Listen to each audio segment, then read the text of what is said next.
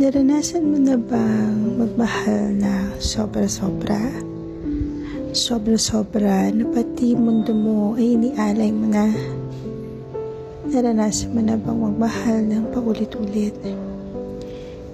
Yung kahit paulit-ulit yung sakit, paulit-ulit kanyang pinagpapalit, ay paulit-ulit mo pa rin siyang tinatanggap sa tuwing siya ay paulit-ulit na bumabalik.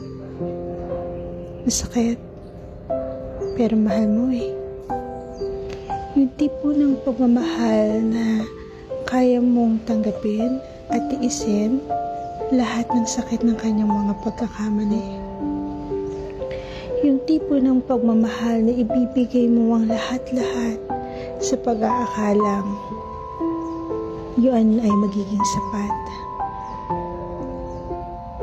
Pero sa kabila ng lahat-lahat na ibinigay mo, na isinakripisyo mo, ng pagmamahal mo, ang pagmamahal na yon ay hindi pa rin pala sapat.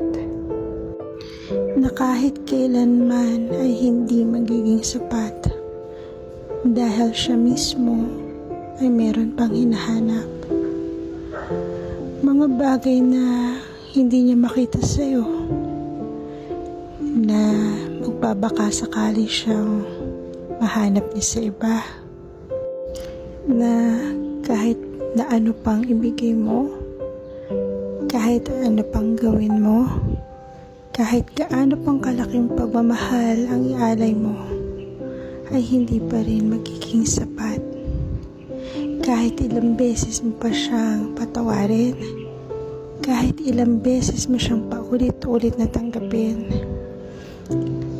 kahit kailan hindi yun magiging sapat dahil ikaw mismo para sa kanya ay hindi sapat.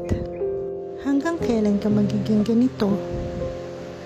Hanggang kailan mo papayagan na tratuhin kanyang ganito? Parang backup? Preserba? Panakip butas? Yung tipong ikaw yung tamang tao para sa kanya. Sa tuwing marirealize niya na mali yung taong pinili niya. So, hanggang kailan nga magiging ganito?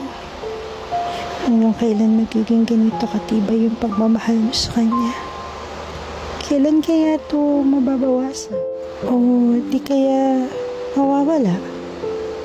Mawawala pa kaya? Kailan kaya? Hanggang kailan kaya? Hanggang saan? Pero, paano nga ba? Paano kaya?